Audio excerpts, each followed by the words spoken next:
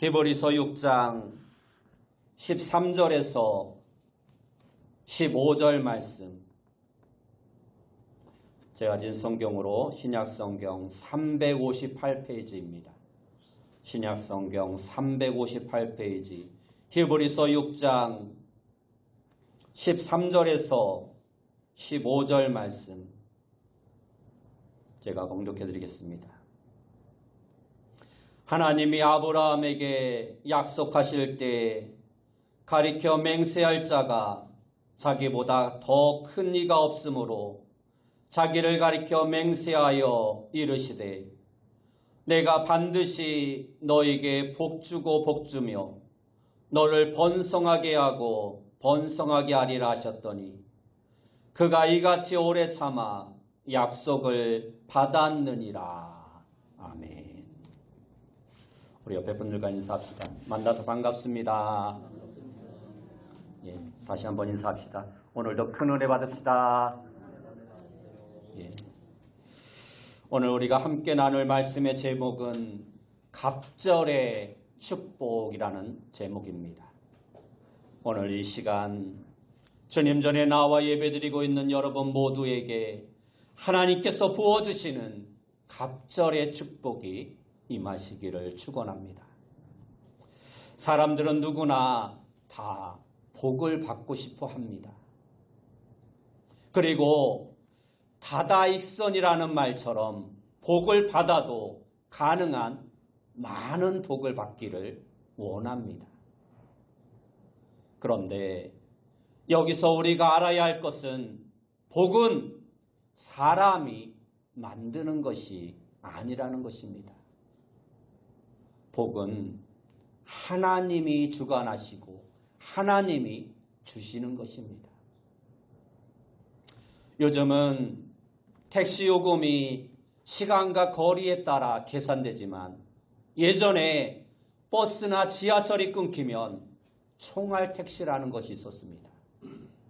그리고 그 새벽에 총알 택시마저 끊기게 되면 그야말로 택시 기사가 부르는 게 값이었습니다. 승객들 편에서는 억울하겠지만 그래도 조금이라도 빨리 귀가하고 싶은 마음에 윗돈을 주고서라도 빨리 집에 가고자 하는 사람들이 택시를 부르면서 이렇게 말합니다. 더블. 무슨 말입니까? 요금을 2배로 주겠다라는 것입니다. 그러면 옆에 있는 사람은 더 올려서 말합니다. 더블. 3배를 주겠다라는 것이죠. 만약 하나님과 우리의 관계가 이렇게 된다면 서로가 피곤할 것입니다.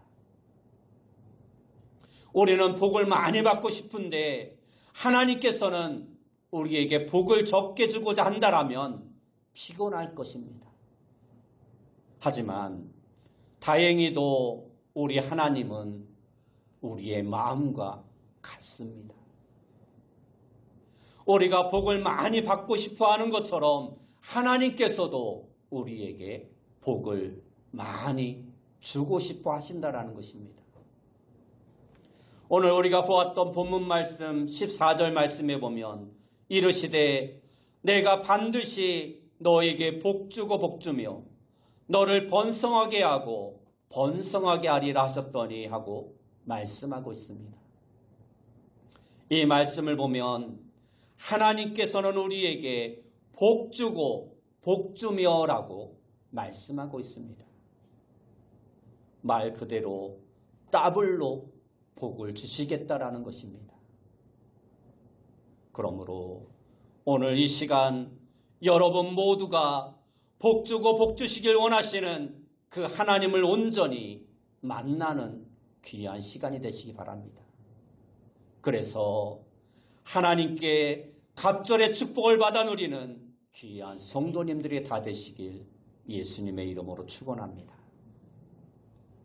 갑절의 축복은 하나님의 약속입니다.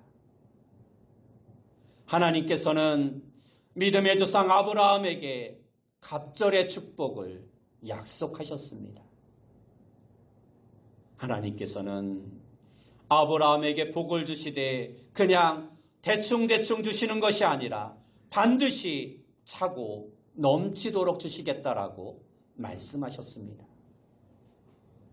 예수님께서도 이와 비슷한 말씀을 우리에게 해주셨습니다. 요한복음 10장 10절 말씀 후반절을 보면 내가 온 것은 양으로 생명을 얻게 하고 더 풍성히 얻게 하려는 것이라 말씀하고 있습니다. 이 말씀은 주님께서 우리에게 생명을 주시되 차고 넘치도록 주시겠다라는 말씀입니다. 하나님께서 아브라함에게 약속하신 축복이 무엇입니까? 창세기 12장 2절과 3절 말씀에 보면 내가 너로 큰 민족을 이루고 내게 복을 주어 내 이름을 창대하게 하리니 너는 복이 될지라. 너를 축복하는 자에게는 내가 복을 내리고 너를 저주하는 자에게는 내가 저주하리니 땅의 모든 족속이 너로 말미암아 복을 얻을 것이라 하신지라 말씀하고 있습니다. 그런데 아브라함이 이 말씀을 받은 것은 그의 나이 75세 때였습니다. 다 늙고 아직 자식도 없는 상태에서 하나님은 아브라함에게 큰 민족을 이루게 해주시고 이름이 장대하게 될 뿐만 아니라 더 나아가 아브라함으로 말미암아 많은 족속이 복을 얻게 될 것이라 말씀해 주셨던 것입니다.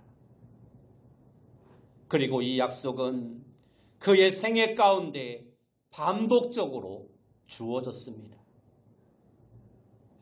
창세기 13장과 15장, 17장에 계속해서 이러한 하나님의 축복이 아브라함에게 주어지고 있습니다.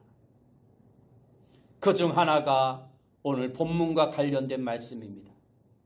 창세기 22장 17절 말씀에 보면 내가 내게 큰 복을 주고 내 씨가 크게 번성하여 하늘의 별과 같고 바닷가의 모래와 같게 하리니 내 씨가 그 대적의 성문을 차지하리라 말씀하고 있습니다. 이 말씀을 보면 내 씨라는 말이 두 번이나 나오고 있습니다. 첫 번째 나오는 씨는 후손을 가리키는 말씀이고 두 번째 나오는 씨는 메시아 곧 예수 그리스도를 가리키는 말씀입니다. 이 말씀은 하나님께서 아브라함에게 하늘의 별처럼 바닷가의 모래처럼 후손을 많이 주시고 그것으로 끝나는 것이 아니라 더 나아가 그 후손으로 오실 예수 그리스도를 통해서 대적의 성문, 즉 사단의 세력을 물리치고 인류 구원의 역사를 이루어 주시겠다라는 약속의 말씀이었던 것입니다. 그러니까 아브라함에게 약속된 축복은 한마디로 육신의 복과 영혼의 복을 모두 포함하고 있는, 다시 말하면 일반 은총과 특별 은총을 모두 포함하고 있는 것이었습니다. 일반 은총은 하나님께서 창조주로서 모든 인간과 피조물들에게 주시는 평범한 은혜로 주로 이 땅에 육신을 위한 축복을 말씀하는 것입니다. 의식주와 기타 육신의 삶을 위해 필요한 것들을 일반 은총이라 말합니다. 또한 특별 은총은 하나님께서 구세주로서 예수 그리스도 안에서 택하신 성도들에게 주시는 특별한 축복과 은혜를 말씀하는 것이로 영혼의 평안과 기쁨과 영생 등을 말씀하고 있는 것입니다. 결국 아브라함에게 약속된 축복은 흔히 표현하는 대로 하늘의 신령한 복과 땅의 기름진 복을 총망라한 축복이었던 것입니다. 하나님은 그러한 축복을 차고 넘치도록 풍성히 주시겠다라고 약속하셨던 것입니다. 그래서 우리가 믿는 하나님은 복 주고 복 주시는 하나님이신 것입니다. 그런데 하나님이 약속을 아브라함에게 주실 때 어떻게 이 말씀을 인증해 주고 계십니까? 13절 말씀에 보면 하나님이 아브라함에게 약속하실 때 가리켜 맹세할 자가 자기보다 더 큰 이가 없으므로 자기를 가리켜 맹세하여 라고 말씀하고 있습니다. 자기를 가리켜 맹세하여. 그런데 이 맹세라는 것은 함부로 해서는 안 되는 것입니다. 맹세했다라면 반드시 그 맹세를 지키는 자가 되어야 합니다. 그런데 하나님은 하나님 위에 아무도 없으시니까 자신의 이름을 걸고 맹세를 하셨던 것입니다. 우리가 누군가에게 맹세를 할 때는 부모의 이름을 걸거나 하늘에 걸고 맹세를 한다라고 말을 합니다. 그런데 하나님은 그보다 높으신 분이 아무도 없으십니다. 그래서 자신의 이름을 걸고 맹세한다라는 것입니다. 우리가 믿는 하나님은 이러한 분이십니다. 지극히 높으실 뿐만 아니라 당신이 하신 약속을 반드시 지키시는 신실하신 분이십니다. 그러므로 하나님은 절대 거짓말을 못하시는 분이십니다. 민수기 23장 19절 말씀에 보면 하나님은 사람이 아니시니 거짓말을 하지 않으시고 인생이 아니시니 후회가 없으시도다. 어찌 그 말씀하신 바를 행하지 아니하시며 하신 말씀을 실행하지 않으시랴 말씀하고 있습니다. 우리 인간은 때때로 공약이라는 것을 합니다. 그러나 그렇게 약속을 했다가도 그 약속을 취소하기도 하고 약속을 무시할 때도 있고 어떨 때는 그 약속을 어길 때도 있습니다. 반면에 우리가 믿는 하나님은 공적으로 확실한 공약을 하시고 반드시 그 약속을 지키신다라는 것입니다. 그런데 여기서 우리가 절대로 잊지 말아야 할 것이 있습니다. 그것은 하나님의 약속이 주어진 시점에서 그 약속이 성취되기까지는 반드시 과정이 필요하다라는 것입니다. 하나님이 주시는 복은 마치 번갯불에 콩 구워 먹듯 어느 날 갑자기 쏟아지는 것이 아닙니다. 일반적으로 많은 사람들이 성공한 사람을 부러워합니다. 나도 저 사람처럼 되었으면 좋겠다라고 말을 합니다. 그런데 대부분의 사람들은 그 사람이 성공하기까지의 단계가 있다는 사실을 생각하지 않고 그저 결과만을 부러워하는 사람들이 많다라는 것입니다. 여러분에게 하나의 사진을 소개하겠습니다. 한 번만 더 눌러주세요. 예. 여러분, 이 사진이 누구의 발인지 아십니까? 아마 아시는 분도 있을 것입니다.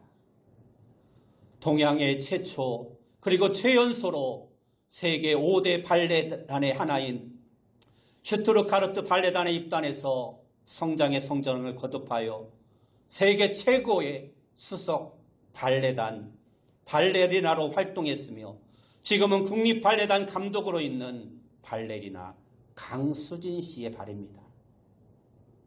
한 번 더 눌러주실래요?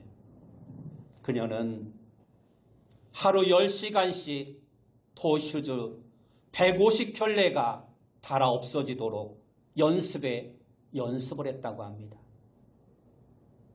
한 번은 공연을 해야 되는데 피부가 하도 까지니까 신발 밑에 생고기를 집어넣고 슈즈에 닿는 압력이 조금이라도 가감하기 위해서 생고기를 슈즈 안에 넣고 공연을 하기도 했다라고 합니다. 얼마나 아름답습니까? 그렇습니다. 이처럼 뼈아픈 가정이 있었기에 세계적인 수석 발레리나가 될 수 있었던 것입니다. 우리의 신앙생활도 마찬가지입니다. 하나님의 축복을 위해서는 반드시 과정이 필요한 것입니다. 하나님을 믿으면 금방이라도 일확천금이 주어지고 만사가 형통할 것으로 생각하면 그것은 크나큰 착각입니다. 그러므로 여러분 모두가 복주고 복주시겠다는 하나님의 약속을 굳게 믿고 내 생각엔 도무지 이해가 되지 않아도 당장엔 유익이 없어도 그 약속하신 땅을 향해 힘차게 믿음으로 나아가는 귀한 성도님들이 다 되시기 바랍니다. 두 번째로 생각해 볼 것은 약속에서 성취까지는 단계가 필요하다라는 것입니다. 아브라함에게 주어졌던 약속에서 성취까지의 단계를 오늘 본문은 이렇게 말씀하고 있습니다. 15절 말씀에 보면 그가 이같이 오래 참아 약속을 받았느니라 말씀하고 있는 것입니다. 그가 이같이 오래 참아. 그렇습니다. 약속의 성취까지는 오래 참음의 단계가 있어야 합니다. 오늘 성경은 매우 간단하게 말했지만 그 과정은 아브라함의 생애 전체를 포함한 기나긴 과정이었습니다. 그 과정은 믿음과 순종 그리고 인내라는 세 단계를 거쳐야 합니다.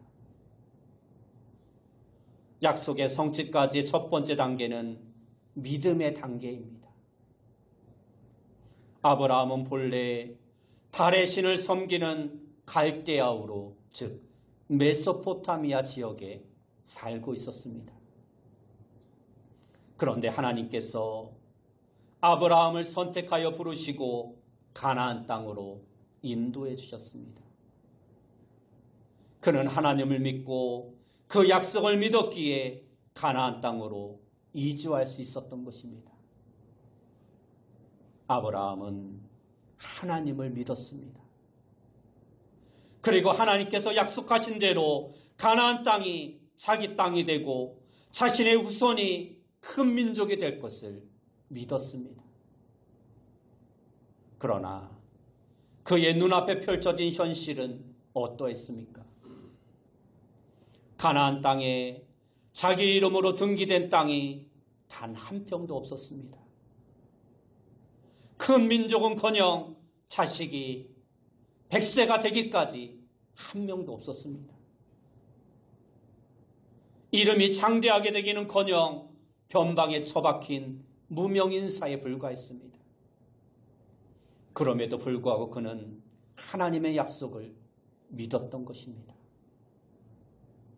그 믿음이 하나님을 기쁘시게 했고 마침내 그 믿음대로 성취될 수 있었던 것입니다. 약속에서 성취까지의 두 번째 단계는 순종입니다. 순종은 마음속의 믿음이 삶 속에서 구체적으로 나타나는 것입니다. 말하자면 순종은 믿음의 하나의 증표인 것입니다. 믿음이 없으면 순종할 수 없고 순종이 없으면 믿음이 있다라고 말할 수 없는 것입니다. 그렇습니다. 순종이 없으면 그것은 죽은 믿음이요. 그 믿음은 가짜 믿음인 것입니다. 야고보서는 믿음이 순종의 행위로 표현되어야 함을 거듭거듭 강조하여 말씀하고 있습니다. 야고보서 2장 21절과 22절 말씀에 오면 우리 조상 아브라함이 그 아들 이삭을 제단에 바칠 때 행함으로 의롭다 하심을 받은 것이 아니냐. 내가 보거니와 믿음이 그의 행함과 함께 일하고 행함으로 믿음이 온전하게 되었느니라 하고 말씀하고 있습니다. 이 말씀은 창세기 22장의 모리아 사건을 배경으로 하고 있는 말씀입니다.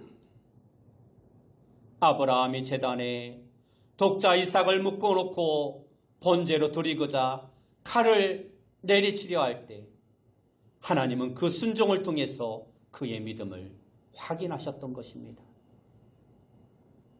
이처럼 순종이 있기까지 그 믿음은 계속 연단되어야 하는 것입니다.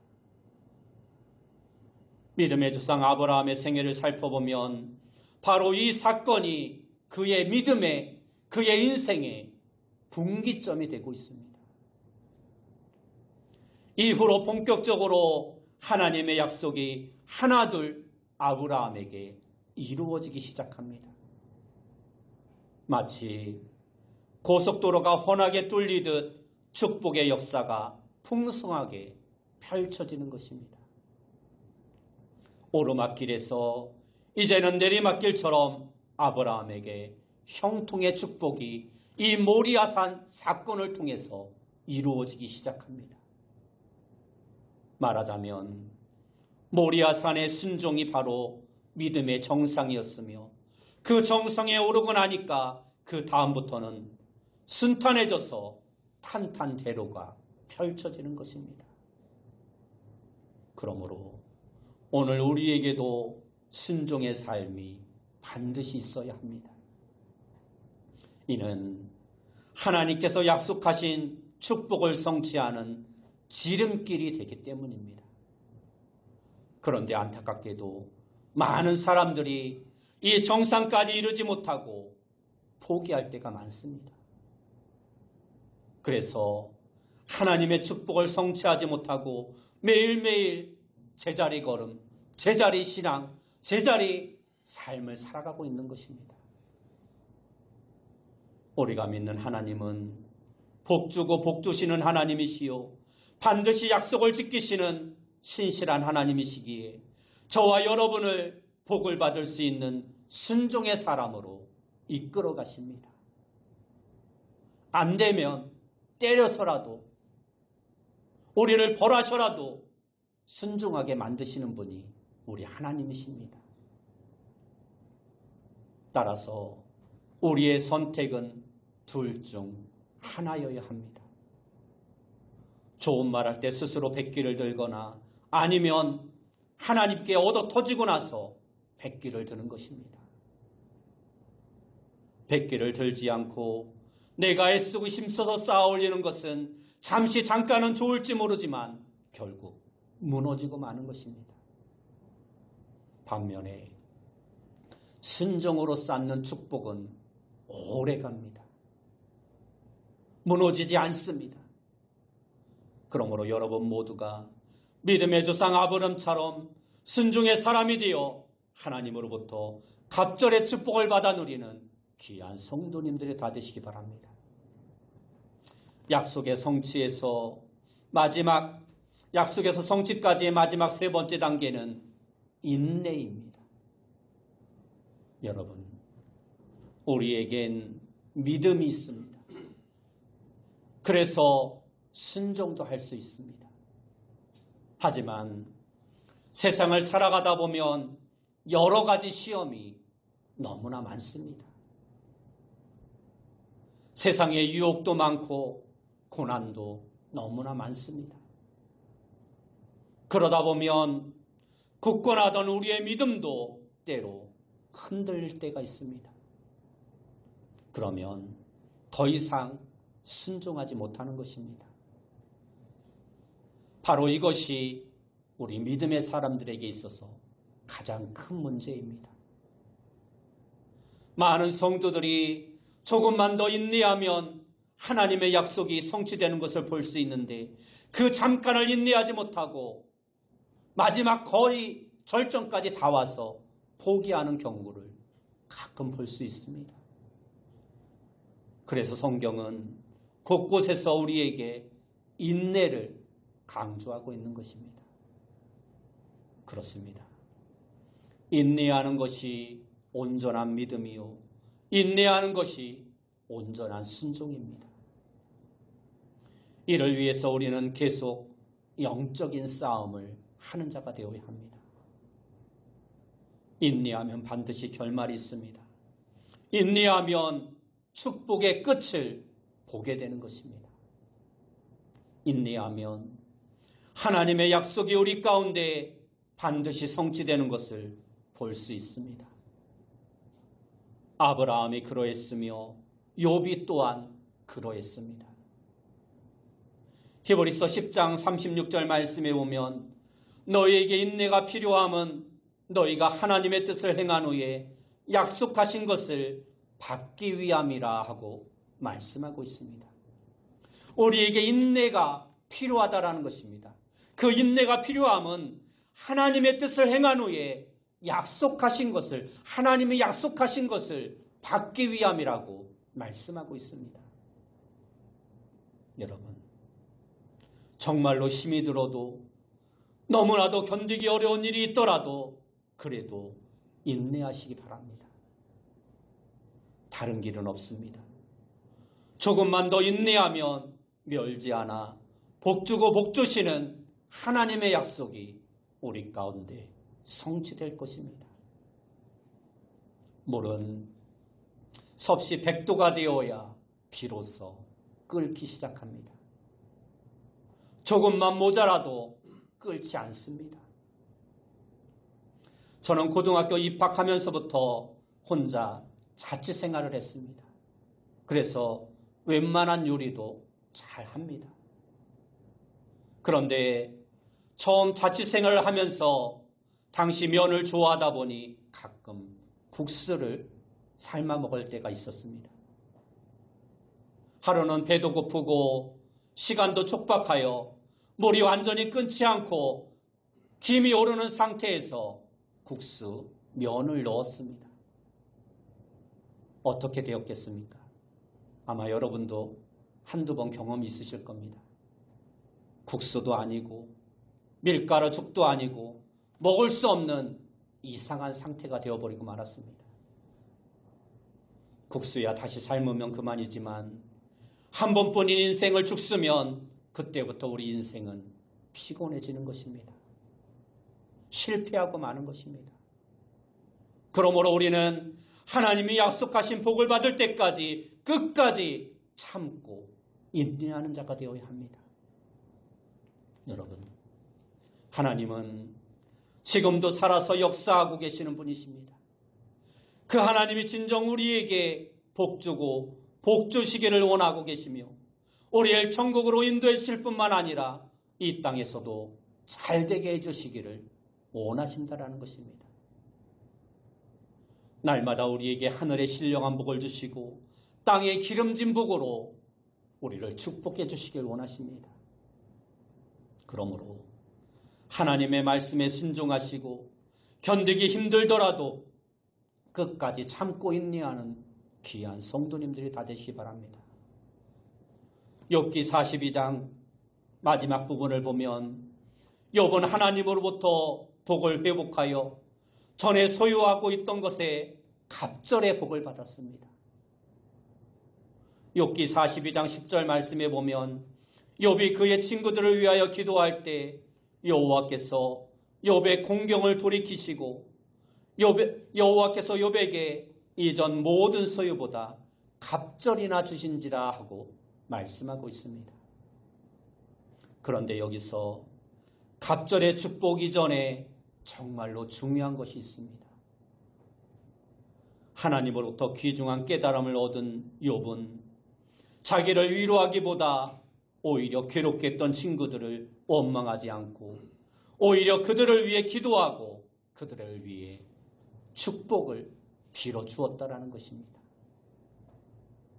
내 가슴에 칼을 들인 사람들을 위해서 기도하였다라는 것입니다. 이것은 누가 옳고 누가 틀리다의 차원을 넘어선 것입니다. 욥은 말로 다 할 수 없는 어려운 시험을 통해서 높은 믿음의 수준에 도달할 수 있었습니다. 하지만 좀 더 엄격히 말하자면 욥은 하나님의 시험에 합격한 사람이라 말할 수 없습니다. 어찌 보면 그는 실패자였습니다. 그러나 그 실패를 통해서도 욥의 인격은 완전히 변하였습니다. 그것은 내가 잘못하지 않았음에도 불구하고 내 인생에 얼마든지 고난이 있을 수 있으며 그 고난을 통해 하나님을 원망하기보다는 하나님을 더욱더 사랑하고 내 가슴에 칼을 들이대며 나를 아프게 한 이웃이라도 축복하면서 기도할 수 있는 믿음의 사람으로 성장했다라는 것입니다. 여러분은 고난 가운데 아직도 변화하기 전에 욥과 같이 나는 아무 잘못도 없다라고 자신을 변호하며 하나님을 원망하고 있지는 않습니까? 아무 죄가 없으심에도 불구하고 묵묵히 십자가를 지고 모든 사람의 죄를 위하여 자신의 온 피를 다 쏟으신 그 주님을 생각해 보시기 바랍니다. 나는 억울하다, 나는 분하다 생각하지 말고 하나님의 은혜를 생각하며 참고 인내할 수 있는 성도님들이 되시기 바랍니다. 여러분, 우리는 너무나 연약해서 때로 지칠 때가 많습니다. 때로 흔들릴 수 있고 때로 넘어질 수 있습니다. 그러나 하나님께서는 세상 끝날까지 우리를 붙들어 주시겠다 말씀하셨습니다. 그러므로 하나님의 자녀된 우리는 그 약속의 말씀을 믿고 끝까지 참고 기다리면서 인내하는 자가 되어야 합니다. 하나님은 약속의 말씀을 믿고 끝까지 참고 기다리는 자에게 내가 반드시 너에게 복주고 복주며 너를 번성하게 하고 번성하게 하리라 말씀해 주셨습니다. 여러분 모두가 믿음의 조상 아브라함처럼 이 하나님의 약속의 말씀을 믿고서 끝까지 찾고 인내함으로 갑절의 축복을 받아 누리는 귀한 성도님들이 다 되시길 예수님의 이름으로 축원합니다. 기도하겠습니다. 사랑하는 주님 감사합니다. 우리 모두가 때로 인생이 고달프고 힘들지라도 주께서 우리에게 복 주고 복 주시길 원하시는 축복의 하나님이심을 믿고 믿음으로 인내하며 그 축복을 이룰 수 있는 귀한 성도님들이 다 되어줄 수 있도록 인도하여 주옵소서. 예수님의 이름으로 기도드리옵나이다.